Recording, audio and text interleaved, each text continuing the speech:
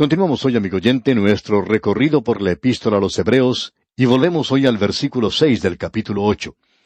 Ya hemos visto que el Señor Jesucristo tiene un mejor ministerio en un tabernáculo mejor, y que hay un tabernáculo verdadero en el cielo. Él ha hecho del trono de Dios un trono de gracia. Se nos invita a ir allí con gran confianza y con la seguridad de que Él está allí. Esta es una de las cosas, amigo oyente, por la cual usted y yo necesitamos orar por encima de todo lo demás. Señor, yo creo, ayuda mi incredulidad. Yo no sé en cuanto a usted, amigo oyente, pero mi incredulidad es mucho mayor que mi credulidad. Necesitamos acercarnos por medio de la fe. Si usted va a Dios, necesita creer que Él es, y que Él es galardonador de aquellos que le buscan diligentemente. Así es que usted y yo, amigo oyente, necesitamos tener la realidad de Jesucristo en nuestras vidas. Él no va a aparecerse ante usted. Usted no va a ver nada. Usted no va a escuchar algo audible. Pero el ojo interno, el oído interno de la fe, puede verle y puede escucharle. Él puede hacerse real para usted, y eso es importante. En nuestro programa anterior vimos que él había obtenido un ministerio mejor. Él está obrando ahora bajo un mejor pacto. Y en el versículo 6 de este capítulo 8 de la Epístola a los Hebreos leemos: «Pero ahora tanto mejor ministerio es el suyo, cuanto es mediador de un mejor pacto, establecido sobre mejores promesas». Tenemos aquello que es conocido como el Nuevo Pacto hoy. Lo llamamos el Nuevo Testamento. El Nuevo Testamento es en realidad un nuevo pacto que Dios ha hecho y es en contraste con el Antiguo Testamento. Antes era diferente en el Antiguo Testamento, bajo la ley, cuando Dios dio a Moisés la ley mosaica y luego cuando Él les dio a los israelitas el tabernáculo con su servicio. Allí era donde se trataba con el pecado. Nadie fue salvo jamás cumpliendo la ley. Nadie pudo llegar a Dios en alguna oportunidad y decirle: «Yo he cumplido con todos los mandamientos, por tanto me tienes que recibir». No, ellos siempre tenían que ofrecer sacrificios, porque ellos eran pecadores. Dios les reveló que ellos no podían alcanzar la gloria de Dios. Ese era el sistema de aquel día. El sistema de los sacrificios era nada más que una sombra. El tabernáculo que Dios les dio era un tabernáculo real, pero era una sombra de la realidad de aquel en el cual el Señor Jesucristo ejerce su ministerio en el presente. Así es que nosotros tenemos lo mejor hoy, un sacerdote mejor, un tabernáculo mejor. O sea que hasta ahora hemos podido apreciar que tenemos un mejor sacerdote, tenemos un mejor sacrificio, tenemos un tabernáculo mejor en el presente, y todo esto se une en aquel altar. En Cristo están los tres, y Él es el mejor sacerdote que ministra allí. Él es el mejor sacrificio, y Él ministra en un tabernáculo mejor, porque Él ofreció su sangre por el pecado suyo, amigo oyente, y por el mío. El autor de estos estudios bíblicos, el Dr. J. Vernon McGee, escribió un libro sobre el tabernáculo y que se puede estudiar en conexión con esta epístola a los Hebreos. Por supuesto, nosotros también ofrecemos las notas y bosquejos que usted puede recibir, y como hemos dicho en tantas ocasiones, son absolutamente gratuitas. Todo lo que usted tiene que hacer es escribirnos, mencionando que desea recibir este material, y con toda prontitud lo enviaremos a su dirección. Pues bien, el libro que el Dr. McGee escribió se llama El Tabernáculo, el retrato que Dios ha hecho de Cristo. Trata con este tabernáculo sobre la tierra, es decir, el cuadro de la realidad del cielo. Y en ese libro, el Dr. McGee toma la posición de que Cristo ofreció literalmente su sangre en el cielo. Él dice que eso es lo que él estaba haciendo cuando María se acercó a él y el Señor le dijo: «No me toques, porque aún no he subido a mi Padre. Mas ve a mis hermanos y diles: subo a mi Padre y a vuestro Padre, a mi Dios y a vuestro Dios». Él estaba en camino. Él era un sumo sacerdote en camino al cielo. Y el Dr. McGee cree que Él ofreció su sangre literal, y Él cree que estará allí por toda la eternidad. Ahora, cuando este libro fue publicado, recibió críticas en algunas revistas cristianas. Hablaban muy bien en cuanto al libro, pero hicieron una advertencia. Sugirieron que todos los predicadores debieran conseguir este libro, pero dijeron: «Ustedes tendrán que tener mucho cuidado, porque este hombre toma todo literalmente. Él cree que el Señor Jesucristo ofreció literalmente su sangre en el cielo, y eso nos parece algo bastante crudo». Esa fue la advertencia que hicieron. Pero, amigo oyente, no creemos que la sangre de Cristo sea algo crudo, ni siquiera cuando fue derramada aquí en la tierra, o cuando fue ofrecida en el cielo. No pensamos que sea así, porque aún Simón Pedro, a quien no podríamos llamar una persona muy educada, la llamó algo precioso. Él dijo que era la preciosa sangre de Cristo. Y opinamos que va a estar allí en el cielo por toda la eternidad para recordarnos a usted y a mí, amigo oyente, del precio que fue pagado por nuestra salvación. En cierta ocasión se acercó a un predicador, una de esas matronas imponentes que asisten de vez en cuando a algunas iglesias. Ella se acercó al predicador y le dijo, «Pastor, espero que no sea como nuestro último predicador. Él era chapado a la antigua y ponía mucho énfasis en la sangre. Y para mí eso es algo muy ofensivo. La sangre ofende mi segunda naturaleza». Y ella le preguntó si él estaba de acuerdo de que era algo ofensivo. Y él le contestó, «Bueno, yo no veo nada ofensivo en cuanto a la sangre de Cristo, sino en su pecado y el mío». Pensamos que ese predicador y esa anciana no se llevaron muy bien después de eso. Amigo oyente, podemos decir dogmáticamente que creemos que la sangre está allí, y creemos que estará allí para hacernos recordar a usted y a mí, a través de toda la eternidad, que Él pagó un precio por nosotros. Ahora, aquí en el versículo 6 se nos dice que fue establecido sobre mejores promesas. En el Antiguo Testamento ellos llevaban sus sacrificios. Ellos recibieron la ley, y cuando quebrantaban esa ley, ellos tenían que llevar esos sacrificios y ofrendas. A propósito, antes de que Dios diera las leyes y las instrucciones para el tabernáculo, ellos se presentaban ante Él de la misma manera en que lo hizo Abraham. Él se acercaba a Dios por medio de la fe. Y anterior a Abraham encontramos que Noé estaba en una base completamente diferente. No creemos que uno pueda leer la Biblia de manera inteligente sin darse cuenta de que Dios trató con los hombres de manera diferente en épocas diferentes. Ahora, si usted no quiere llamar a eso una dispensación, entonces puede inventar su propia palabra, pero allí está, si usted acepta la infalibilidad de las Escrituras y cree que es la palabra de Dios. Allí tenemos las dispensaciones. Ahora, aquí no solo se nos recuerda esto, sino que se nos dice que hay mejores promesas. Este nuevo pacto está basado sobre mejores promesas. Y usted y yo hemos entrado en este pacto hoy y hemos sido hechos parte de él. Pero amigo oyente, Dios aún no ha terminado su trato con la nación de Israel. Él nos presenta eso de una manera muy clara. Y esas mejores promesas van a ser cumplidas en el futuro. Quizá debemos leer juntos un pasaje en el libro de Jeremías, que recientemente lo hemos estudiado, y allá en el capítulo 31 de Jeremías, uno no puede evitar el notar que Dios va a hacer regresar a los hijos de Israel a su propia tierra. Y amigo oyente, el presente regreso de la nación de Israel no es un cumplimiento de la profecía, según opinamos nosotros. En Jeremías 30, versículo 18 dice, «Así ha dicho Jehová, he aquí yo hago volver los cautivos de las tiendas de Jacob, y de sus tiendas tendré misericordia, y la ciudad será edificada sobre su colina, y el templo será asentado según su forma».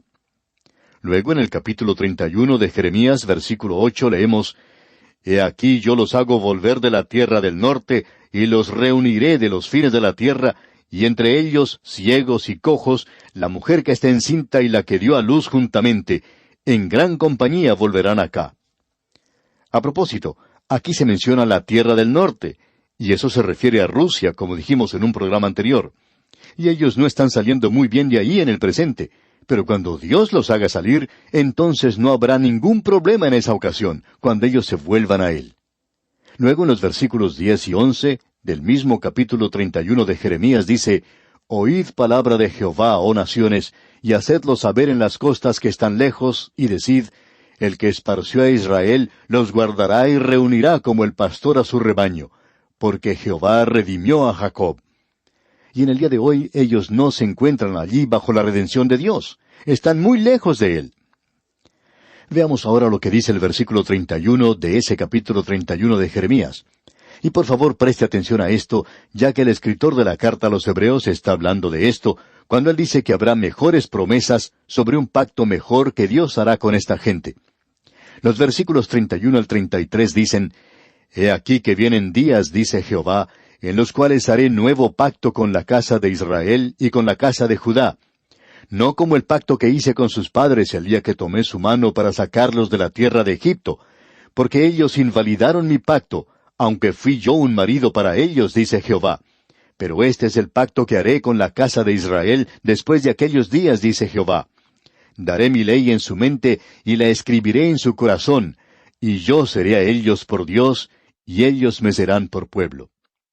Dios está diciendo aquí que Él les había dado la ley y la había escrito sobre la piedra fría, y ellos no la pudieron cumplir. Pero ahora Él dice, la escribiré sobre las tablas de carne del corazón. Es decir que antes era algo exterior, ahora Él va a hacer una obra en sus corazones. No lo ha hecho en el presente a esa nación. Y cualquier persona que visite ese lugar se puede dar cuenta que la gente allí no se está volviendo a Dios. Uno puede conversar con los guías y lo llevan a uno a visitar un lugar histórico y otro, y es posible que uno pueda testificar aún a ellos en cuanto al Señor Jesucristo, cuando deberían ser ellos los que cuenten a los visitantes en cuanto a Cristo, ya que son judíos. Están viviendo en su propia tierra donde Él vivió. Él murió allí por los pecados del mundo. Y nosotros como gentiles vamos allí desde lejos, y ellos deberían ser los que nos dijeran a nosotros en cuanto a Él. Sin embargo, ocurre de una manera completamente diferente. Amigo oyente, ellos no han regresado allí según esta promesa, pero Dios la va a cumplir. ¿Por qué? Porque en el versículo 34 del capítulo 31 de Jeremías leemos, «Y no enseñará más ninguno a su prójimo, ni ninguno a su hermano, diciendo, Conoce a Jehová, porque todos le conocerán». Ellos no le conocen a Él aún en el día de hoy. Desde el más pequeño de ellos hasta el más grande, dice Jehová, porque perdonaré la maldad de ellos y no me acordaré más de su pecado. De eso es de lo que nos está hablando el autor de la Epístola a los Hebreos. Establecido sobre mejores promesas. Volviendo ahora al capítulo 8 de la Epístola a los Hebreos que estamos estudiando, leamos el versículo 7. Porque si aquel primero hubiera sido sin defecto, ciertamente nos hubiera procurado lugar para el segundo. Lo que él está diciendo aquí es algo muy importante. Lo que él dice es que ya que el primer pacto no era algo adecuado, creó la necesidad de un mejor pacto. Ahora allí se puede decir, entonces ese pacto era algo malo, equivocado. Bueno, amigo oyente, no creemos eso. Escuche lo que dice ahora el versículo 8. Porque reprendiéndolos dice, He aquí vienen días, dice el Señor, en que estableceré con la casa de Israel y con la casa de Judá un nuevo pacto. La falta no estaba en la ley, sino en ellos. El problema nunca fue con el pacto de Dios. No había nada malo con la ley de Dios. Pero hay mucho de malo con usted y conmigo, amigo oyente. Usted y yo no somos capaces de cumplir la ley. Nunca podemos alcanzar esas normas. Y el versículo 8 dice, volvamos a leerlo, porque reprendiéndolos dice, He aquí que vienen días, dice el Señor, en que estableceré con la casa de Israel y la casa de Judá un nuevo pacto. Acabamos de leer en cuanto a esto en el libro de Jeremías. Lo podíamos leer también en el resto de los profetas si tuviéramos el tiempo. Ahora los versículos 9 al 13 de este capítulo 8 de la Epístola a los Hebreos dicen, No como el pacto que hice con sus padres, el día que los tomé de la mano para sacarlos de la tierra de Egipto, porque ellos no permanecieron en mi pacto, y yo me desentendí de ellos, dice el Señor. Por lo cual, este es el pacto que haré con la casa de Israel después de aquellos días, dice el Señor.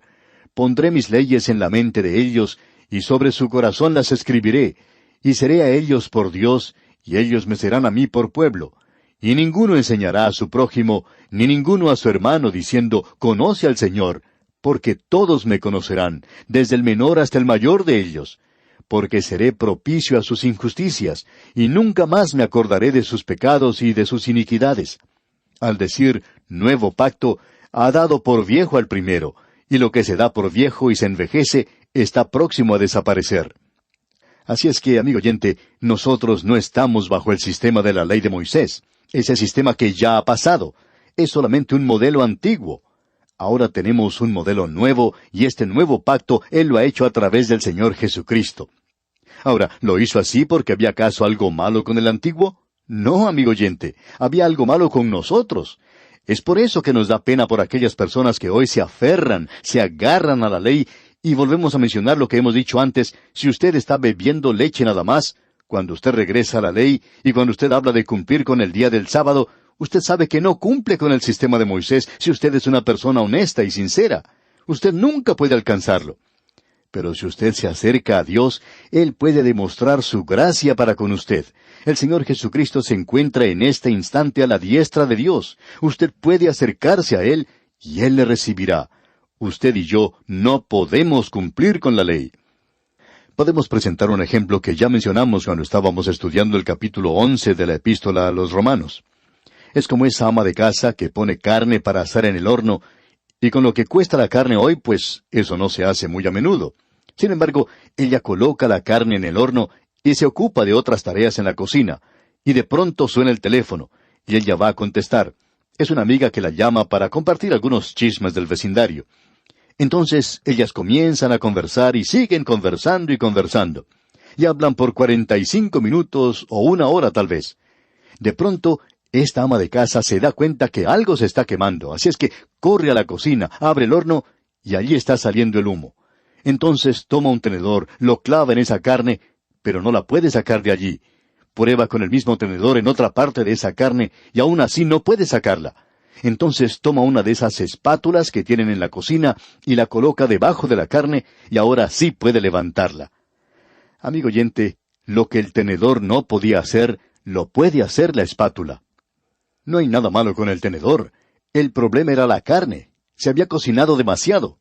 Así es que la ley no podía hacer nada en aquello que era débil a través de la carne. Dios envía ahora al Espíritu Santo y nosotros tenemos un nuevo pacto establecido sobre mejores promesas. Dios nos ha dado el Espíritu Santo hoy, y Él se encuentra allá para ayudarnos en el presente. Este pasaje de las Escrituras es algo verdaderamente maravilloso. Quizá a usted le guste tomar la leche, y sabemos que la leche es algo bueno para nosotros. Y hay leche en la palabra de Dios. Pero también usted tiene que aprender a comer algo de carne, de manjar sólido. Y la carne hoy es el dar más énfasis al Cristo viviente, a su ascensión e intercesión en los cielos. Amigo oyente, cuando usted y yo nos acercamos al Cristo viviente, debemos decirle que nos elevamos a alturas indecibles. No podemos ir más alto que eso en esta época en la cual vivimos. Y bien, vamos a detenernos aquí por hoy. Dios mediante, en nuestro próximo programa, entraremos a estudiar el capítulo 9 de la Epístola a los Hebreos. Mientras tanto, le sugerimos que usted lea este capítulo y se familiarice con su contenido. Será pues, hasta nuestro próximo programa, amigo oyente, que el Señor le bendiga, es nuestra ferviente oración.